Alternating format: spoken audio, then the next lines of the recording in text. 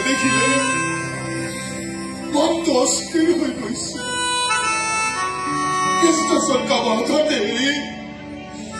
দৌৰি আহিছিল তাই 8 বছৰ বয়সত মাকে শিপুৰি পাইছিল এই 8 বছৰীয়া ছোৱালীজনীক এই বুকুত সাৱটি কেনেকৈ ডাঙৰ কৰিছো এই কথা কেৱল মই জানো কালি পাহত তই কয় মই তাইক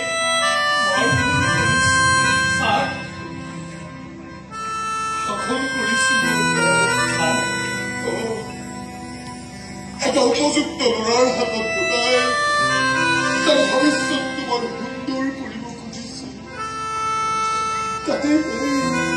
কিমান কম খাব লাগে মইতো আপোনাক বহুতবাৰ বুজাইছিলো ছাৰ যে মাজনীয়ে মন কৰিছে যেতিয়া তাইৰ পচন্দটো হাততে গতাই দিয়ক অন্তত তাই শান্তি পাব সেই শান্তি কিমান দিন থাকিব ছাৰ যিদিনাই মই ইহঁতৰ পৰা বিদায় লওঁ সিদিনাই অন্তৰে আহি মোৰ এক বিজনেছ প্ৰপাৰ্টি চব নিজৰ কৰি ল'ব মাজনী খেলি বেলেগ কাৰোবাক চপাই ল'ব পাব আৰু তেনে কিবা হলে কি দশা হব মোৰ ছোৱালীজনী এবাৰ ভাবি চাইছেনে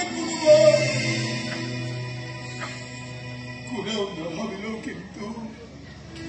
মই ভাবিবই লাগিব কাৰণ মই বাপেকটো কৰি ডাক্তৰ বিপদৰ খালত পৰি থাকিব দিব নোৱাৰো দিন যিমানেই গৈছে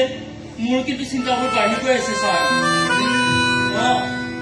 এনেই মাতবোল নোহোৱা ছোৱালী ক'ত বা কি কৰি আছে বাহিৰৰ সমাজখনৰ পৰা আজি বাৰু কথাবোৰ লুকুৱাই ৰাখিছো কিন্তু আৰু কিমান দিন চকু কৈছো মই অনুসন্ধান যাতে টোপনি চলোৱা হয় ছোৱালী মানুহৰ কথা জনাজনি হলে বৰ ডাঙৰ কথা হব আৰু যদি কেতিয়াও বিচাৰি নাপাওঁ মাজনী তেতিয়াতো সকলো শেষ